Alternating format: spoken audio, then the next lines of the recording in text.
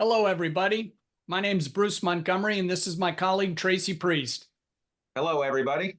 And we're with The Road to Retail. On The Road to Retail, we try to help small, emerging, and challenger brands find their way on the growth journey from starting in their garage, local farmers market, and getting out into retail.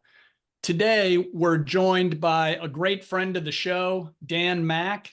Dan is a strategist, facilitator, and performance coach to numerous companies in the consumer packaged goods industry. He's the founder of the Elevation Forum Leadership Group, which brings together retailers and suppliers to discuss higher level partnerships, sales engagement, and frankly, the future of the CPG industry. I've had the pleasure of being a member of Dan's forum for probably a decade. They're always full of juice and great conversation. And frankly, I always hate going to my real meetings after working with Dan because that's a lot better. Dan also is a published author.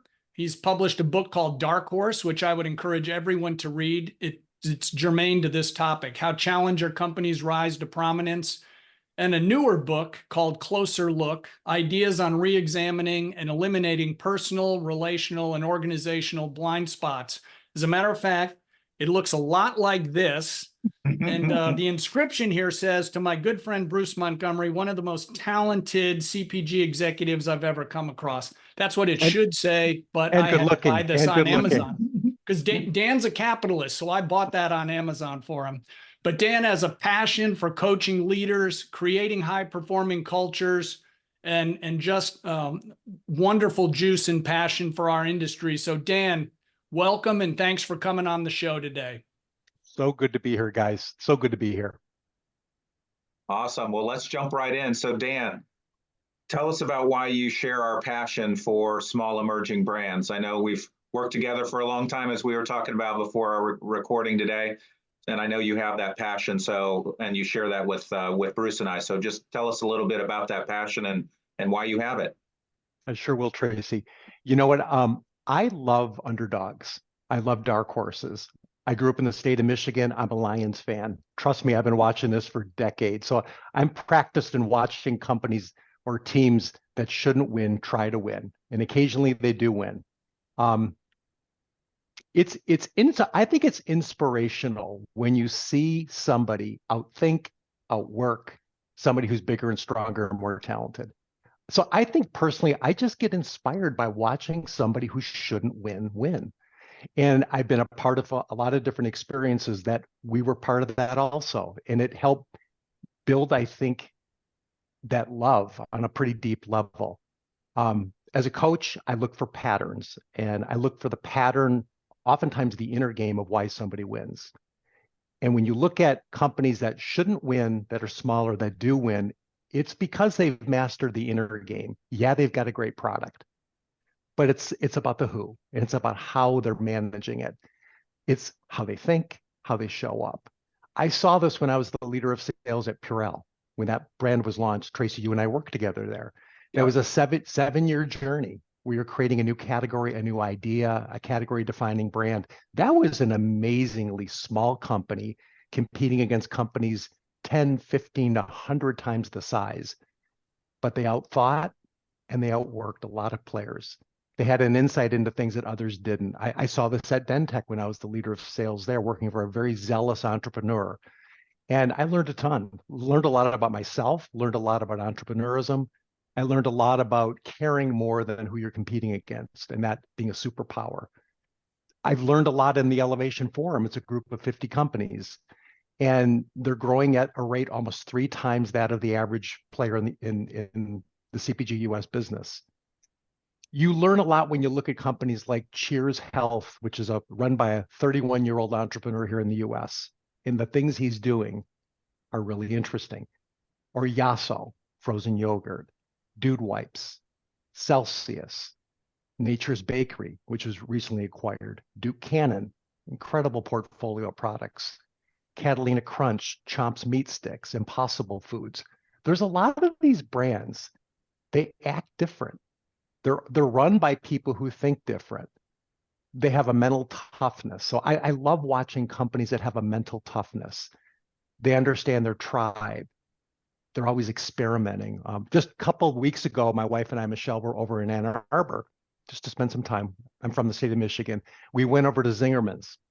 If you've ever been in that place, there's only one. They make Yep. subs. They make subs. They got a couple of other smaller places. It's a $16 to $18 sub. It ain't cheap. It's the best sub you'll ever have.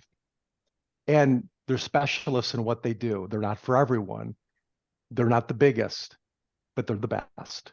And they set the bar. So I think what I love about those type of organizations is just that they're inspirational. And I think that's why retailers also get behind them and root for them, because they're very inspirational. You root for them. So that's a little bit why personally I love it. And I think it's an amazing topic that you guys are leading in the industry. Those are great points, Dan. You know, kind of this will lead into the second topic here, but some of the things that, you know, Tracy and I see, and you just articulated, you run into these entrepreneurs. Some of them are experienced in CPG, some of them aren't.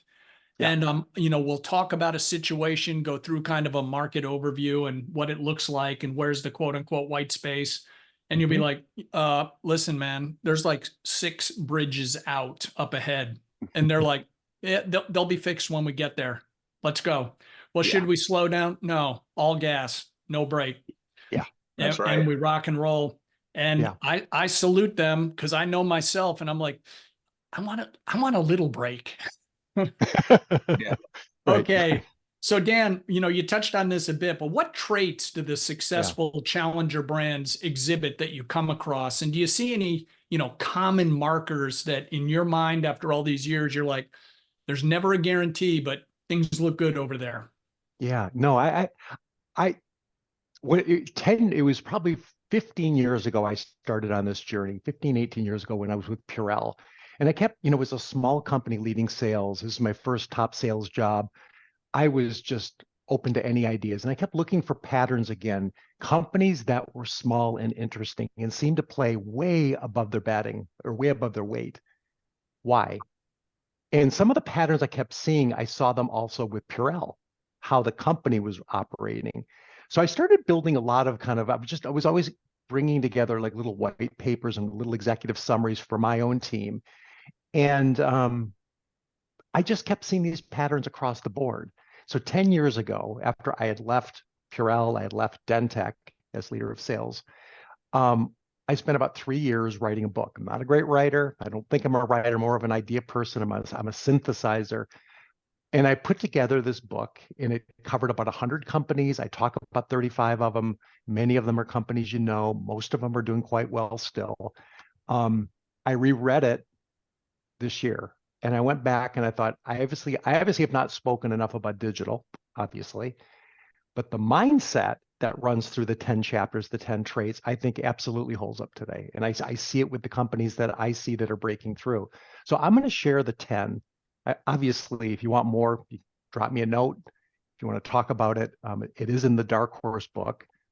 And there's a lot to these ideas. There's no way that I've ever covered in the written word the depth of these 10 ideas. And there may be some other ideas that I would probably add today.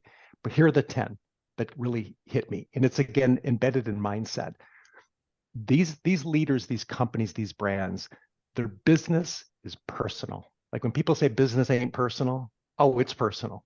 Oh, yeah. It's No doubt. It's real personal. My business is personal. Mm-hmm. Very, you know, my sons work with me a little bit. My sister works with me. My wife works with me on content and creation. It's wickedly personal. It's actually an extension of their identity. And it's an extension of their story. And the vision is around story, which is number one. The second is they're great interpersonal communicators because it's a superpower. They listen so well. They listen to what's not being said. They try to stay in alignment with their team, with their customer, with their tribe. They try to stay one. And that's hard. But it's when you're smaller, you can do that. It's harder when you're bigger. Yeah. But there's something about keeping us together. The third thing they do is they're really clear on who they are, who they're not, what they're doing, and what they're not doing. They're really good at saying no. To Bruce, to your earlier points, they're really aware of where the problems are. And when they confront a problem, they get very real about it. So they have a flexible, clear, simple blueprint, and they share it with their team. They share it with their retailers. They share it with the community, the industry. They're really transparent about what they're trying to do and why they're trying to do it. What's the blueprint? Let me give you a couple more. They're experiential storytellers, and they pick their customers wisely and their partners wisely. They know when they need to expand, and they don't expand too quickly because it's dangerous to do that, as you guys know better than me. Oh yeah. They're also really good at co-creating. I call them their fixers. When they see an opening in a category, they fill it. And they co-create with the category manager or the buyer very quickly when they see opportunities. They're very agile to see things and seize things, where big companies think too much or get too nervous about it. They test and experiment very quickly. And I think they're also good at finding the convergence of like a consumer shift that's going on, an emerging design technology they may utilize with their packaging, or just a technology shift. They're on the fringe of always testing new emerging digital technologies and things along those lines. Let me share three more. They authentically partner with influencers who carry their message to the broader industry, which means you've got to be a likable company that others want to root for you and bring your message, which is an authentic message, to other people. They do that well. And they create a lot of brand love and zealous followers. They're specialists in what they do. A little bit like like Zingerman's when we talked about it. They're specialists in what they do. They're also contagious. They're likable. I think they have a very soulful culture. And the last thing they do, which I think is really interesting, I call it that they utilize their hidden intangible assets better than most. By that I mean they're more than a product. They bring to all their partnerships ideas, or maybe they introduce relationships to people or retailers or partners. They have digital know-how. They may talk to people they work with who work for them and help them expand that ability or that skill set. They introduce people to like a creative network of other creators. They're really good at doing that.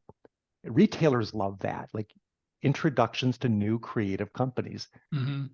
And then their culture, they're curious and agile, they experiment, and they bring those intangibles to their relationships, which is pretty contagious. And I think the last thing they do is they just, and it's an intangible asset, it's their culture there's a charismatic nature of the culture. And it doesn't mean it's a lot of words, but it does mean their culture is sticky and you like them and you want them, you root for them and you do things for them. And I think there's something there's deeper trust building because of their own vulnerability and their coachability. I think big and small companies can learn so much from some of those traits. And I think the challenge is when you're a big company, how do you do some of that stuff? And it's tough, but it's doable. And I think of myself as a small business, those are those traits that I'm always reminding, how do I embrace them? How do I practice those traits authentically? And I do think it's a mindset versus all just behavior. So those are some of the things that hit me on that. That's awesome. I love that. It's all about the mindset, no doubt. Well, and that's great because it's almost a level of hyper awareness, because instead of working for a massive company where if, Tracy and I try a new item and it doesn't work, it's like, what's for lunch? These guys are like, look, we gotta keep moving. We can't be too cautious, but we don't have, 100 shots on goal. We have like 3. Yeah. So we need to stick one in the cooker here and move along. All right, Dan. So let's talk about another topic near and dear to our hearts. One of the many things I've always liked about you is your frequent references to rock and roll. So and maybe you can't name one, but who's your favorite band and why? I'm going to give you my favorite new band. And I was thinking about this morning when you ran this crazy question by me, which is so you. And this band fits our conversation like remarkably well. It's a band from Australia called Gang of Youth. They've been around for 9 or 10 years, probably got 5 records. And I was introduced to them during COVID. At the beginning of COVID, I was up watching like some music show one night and they came on, and I'm telling you, I got into a pit for about 5 hours listening to their music. And I kept thinking, what is going on here? It's lyrically dense, which is not my way about thinking about how to be effective as a presenter, but it's exposed writing. There's a vulnerability, there's a transparent, it's like almost like you're reading somebody's diary. Some of the stuff that the lead vocalist has went through. It's ruthlessly honest vocals, it's anthemic, and there's no pretension. And I think actually that's the blueprint of a dark horse too. I think that's part, it's there. And I went and saw them in Chicago a couple of years ago. There's 400 people there. I'm like, why is there not 10,000 people watching this show? But I don't think you have to be big to be significant. And I do think there's a little bit of what we've been talking about. It's that same DNA. So. Well, you just put them on my radar. I have to go check them out. You got to give me one more that, you know, an Amish guy like me has heard of. Well, you know what? I've always been a lover of, over all these years of Earth, Wind and Fire, early Earth, Wind and Fire, and all of the first five, 6 albums from like 1972 on is some of my favorite, like fusion of rock and jazz. And, you know, the great Maurice White always speaks to me. So I love Earth, Wind and Fire. And and if you try to play some of their pieces on guitar, it's like George Harrison. They're inventing chords I've never seen before. They must have like 14 fingers. All right, Dan. So how can people get in touch with you to learn more? You can go to my website, mackelevationforum.com. You can drop me a note through there. And I appreciate anybody who just stays connected to me. Great. Tracy, the big finish. Absolutely, Dan. Thanks so much. Such true wisdom. It's such a great to talk to you today. And I just encourage our audience to look for this on our LinkedIn post here shortly, as well as continue to follow us on our iTunes and Spotify, which is Road, the number 2, Retail. Thank you so much, Dan, for the wisdom today. Thank you, guys. Good luck out there. Thanks.